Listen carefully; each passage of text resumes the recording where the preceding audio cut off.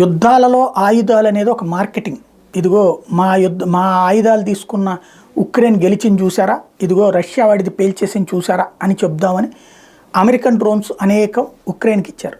తీరా చూస్తే ఆ డ్రోన్స్ అనేకం విఫలమైనవి. ఇప్పుడు అది అమెరికాకు ఒక పెద్ద శాపంగా మారింది. చివరికి ఉక్రెయిన్ అమెరికా ఇచ్చే డ్రోన్స్ని వాడటం మానేసింది, తీసుకోవడం మానేసింది. ఇప్పటిదాకా కొన్ని వందల కొద్ది డ్రోన్లు టెక్నికల్ ప్రాబ్లం వచ్చి మధ్యలో పాడైపోయినాయి.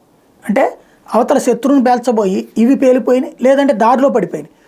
దాంతో శత్రువుకి రష్యాకి వీళ్ళ ఉనికి తెలిసి ఎక్కడి నుంచి ప్లే చేస్తున్నారో అక్కడ పేల్చేసినటువంటి సందర్భం.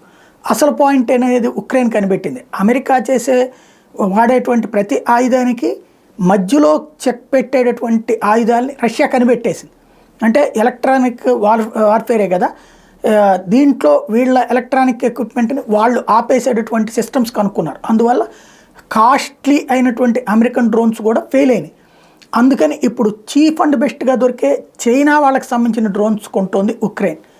ఓ పక్కన రష్యా అమెరికా కొట్టుకు చేస్తున్నారు. Russia China friends.